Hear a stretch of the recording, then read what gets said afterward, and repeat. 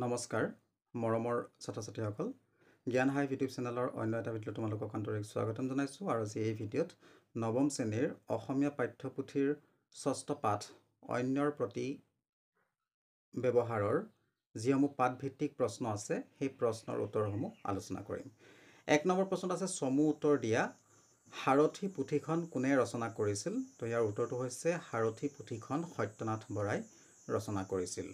খ নম্বৰত আছে কি নজনাৰ নিমিত্তে বহুত মানুহে জীৱনত নানাবিধ উপদ্ৰৱ ভুগিবলৈ পায়। তো ইয়াৰ উত্তৰটো হৈছে যেতিয়া মানুহে মানুহৰ লগত কেনেদৰে ব্যৱহাৰ কৰিব লাগে আৰু কিদৰে চলিলে সংসাৰখনত সুখে সন্তোষে দিন পাৰ কৰিব পাৰি তাক নজনাৰ বাবে মানুহে জীৱনত নানাবিধ উপদ্ৰৱ ভুগিবলৈ পায়। গ নম্বৰ আছে কোন শ্ৰেণীৰ মানুহৰ শত্ৰু বেছি? তো ইয়াৰ উত্তৰটো হৈছে যিবোৰ মানুহে আনৰ লগত কেটেৰা মাৰি কথা কয় সেই শ্ৰেণীৰ মানুহৰ শত্ৰু বেছি। ঘ নম্বৰত আছে সজ ব্যৱহাৰৰ অনুপান কি? তো ইয়াৰ উত্তৰটো হৈছে সজ ব্যৱহাৰৰ অনুপান হৈছে নম্ৰতা। ঙ নম্বৰত আছে মনত অহংকাৰ ৰাখি মুখত নম্ৰ হ'লে মানুহক কি কৰা হয়? ইয়াৰ উত্তৰটো হ'ব মনত অহংকাৰ ৰাখি মুখত নম্ৰ হ'লে মানুহক ছলনা কৰা হয়। প্ৰথম ছত আছে এই শ্ৰেণীৰ মানুহৰ স্বভাৱ নিচেই পাতল, ইয়াত কোনটো শ্ৰেণীৰ মানুহৰ কথা কোৱা হৈছে? তো ইয়াৰ উত্তৰ হৈছে যি শ্ৰেণীৰ মানুহে আনৰ গুপ্ত কথা আনৰ আগত কৈ ফুৰে সেই শ্ৰেণী মানুহৰ স্বভাৱ নিচেই পাতল বুলি লিখকে কৈছে। দ্বিতীয় ছত আছে কেনেকুৱা মানুহৰ লগত সম্বন্ধ ৰাখিলে সততাক প্ৰশ্ৰয় দিয়া হয়? তো ইয়াৰ উত্তৰ হ'ব সৎ মানুহৰ লগত সম্বন্ধ গঢ়িলে বা ৰাখিলে সততাক প্ৰশ্ৰয় দিয়া হয়। বৰ্গীয়া য'ত আছে বহল ব্যাকৰণ পুথিখন কোনে ৰচনা কৰিছিল? তো ইয়াৰ উত্তৰ হৈছে বহল ব্যাকৰণ পুথিখন সত্যনাথ বৰাদেৱে ৰচনা কৰিছিল। এইবাৰ আহিছোঁ 2 নম্বৰ প্ৰশ্নলৈ চমুকৈ বুজাই লিখা। ক নম্বৰত আছে ব্যৱহাৰ প্ৰণালীক সামান্য কথা বুলি কিয় উল্লেখ কৰিব নোৱাৰি? তো ইয়াৰ উত্তৰটো হৈছে মানুহে মানুহৰ প্ৰতি কৰা আচাৰ ব্যৱহাৰ এক গুৰুত্বপূৰ্ণ ভূমিকা গ্ৰহণ কৰে আৰু সমাজ জীৱনৰ সুখ শান্তি নিৰ্ভৰ কৰে। আচাৰ ব্যৱহাৰ বেয়া হ'লে মানুহে জীৱনত নানা উপদ্ৰৱ ভুগিব লগা হয়। আপোনাৰ ব্যৱহাৰে আপোনাৰ পৰিচয় বোলা কথাষাৰ একেবাৰেই সত্য। কাক ক'ত কেনেকৈ কি ব্যৱহাৰ কৰিব লাগে নজনাৰ ফলত বহুত চৰিত্ৰৱান মানুহেও আন মানুহৰ গৰিহণাৰ পাত্ৰ হয়। আকৌ বহুত কপটীয়া চলাহী মানুহো সজ ব্যৱহাৰৰ ফলত মানুহৰ মৰমৰ পাত্ৰ হৈ পৰে। সেইকাৰণে ব্যৱহাৰ প্ৰণালীক সামান্য কথা বুলি উল্লেখ কৰিব নোৱাৰি। খ নম্বৰত আছে বিনয় ভাৱত দান কৰিব লাগে বুলি জ্ঞানীসকলে কিয় কৈছে? তো ইয়াৰ উত্তৰ হৈছে বিনয় শব্দৰ অৰ্থ হৈছে নম্ৰতা। নম্ৰ গুণে মানুহক মানুহৰ ওচৰত মৰমৰ পাত্ৰ কৰি তোলে। বিনয় ভাৱক অলংকাৰৰ লগত তুলনা কৰা হয়। যিদৰে অলংকাৰে মানুহৰ শাৰীৰিক সৌন্দৰ্য বৃদ্ধি কৰে তেনেদৰে বিনয় ভাৱে মানুহৰ ব্যক্তিত্ব প্ৰকাশ কৰে। সেয়ে দান দিয়াৰ সময়ত বিনয় ভাৱত দান কৰিব লাগে বুলি জ্ঞানীসকলে কৈছে। বিনয়ী ভাৱত দান কৰিলে মানুহৰ মাজত মৰম চেনেহ শ্ৰদ্ধা ভক্তি আদি গুণৰ বিকাশ হয় আৰু সামাজিক জীৱনো সুখ শান্তিৰে হৈ পৰে। 3 নম্বৰ প্ৰশ্নত আছে তাৎপৰ্য ব্যাখ্যা কৰা। ক নম্বৰত আছে নম্ৰতা সজ ব্যৱহাৰৰ অনুপান।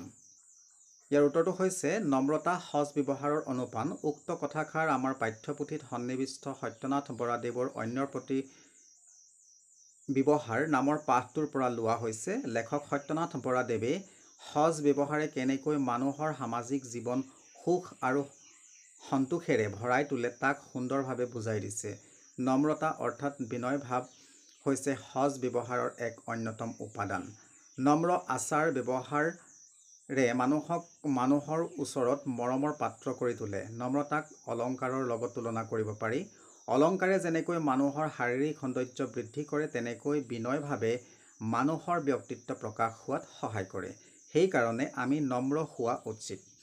মনত নম্ৰতা ভাৱ থাকিলে মুখেৰে আপোনা আপুনি মিঠা মাত ওলাই যি সকলোৰে মন জিনিব পাৰে। খ নম্বৰত আছে সোণৰ জেউতী অমান্য কৰিলে নকমে। ইয়াৰ উত্তৰ হৈছে মূল্যৱান ধাতুৰ ভিতৰত সোণ অন্যতম। সোণেৰে অলংকাৰ তৈয়াৰ কৰা হয় যি অতি উজ্জ্বল। সোণৰ উজ্জ্বলতা কোনেও অস্বীকাৰ কৰিব নোৱাৰে আৰু অস্বীকাৰ কৰিলেও সোণৰ মূল্য কমি নাযায়। এই উপমাৰ দ্বাৰা লিখক সত্যনাথ বৰাদেৱে ইয়াকে বুজাব খুজিছে যে মান্যৱন্ত লোক সদায় মানুহৰ ওচৰত মৰম সন্মান আৰু গুৰুত্ব পায়। কিছুমান লোকে মান্যৱন্ত লোকক অমান্য কৰিলেও কিন্তু তেওঁলোকৰ মান কমি নাযায়। এই কথাটো বুজাবলৈ লেখক সত্যনাথ বৰাদেৱে উদ্ধৃত বাক্যশাৰী অৱতাৰণা কৰিছে। 4 নম্বৰ প্ৰশ্নত আছে তলত দিয়া শব্দবোৰৰ বিপৰীত অৰ্থ লিখা। সুখ, সন্তোষ, সজ, চৰিত্ৰৱন্ত, কপটীয়া, মিঠা, বিনয়, নম্ৰতা, লঘু, উচ্চ, নিন্দা, গুপ্ত, দুখ, গহীন, আদ্যৱন্ত। তো ইয়াৰ উত্তৰ হৈছে সুখ হ'লে দুখ, মিঠা তিতা, সন্তোষ অসন্তোষ, বিনয় উগ্ৰ, সজ অসজ, নম্ৰতা উগ্ৰতা, চৰিত্ৰৱন্ত চৰিত্ৰহীন, লঘু গুৰু, কপটীয়া উদাৰ, উচ্চ নিচ, নিন্দা প্ৰশংসা, গহীন পাতল, গুপ্ত প্ৰকাশ্য, আদ্যৱন্ত দৰিদ্ৰ, দুখ নিৰ্দোষ। 5 নম্বৰ প্ৰশ্নত আছে বাক্য ৰচনা কৰা। চকুৰ কুটা আৰু পেটত কথা ৰাখ। তো প্ৰথমটো যিটো চকুৰ কুটা, ইয়াত আমি লিখিব পাৰোঁ আনক অপকাৰ কৰি ফুৰা মানুহ সদায় আনৰ চকুৰ কুটা হৈ পৰে।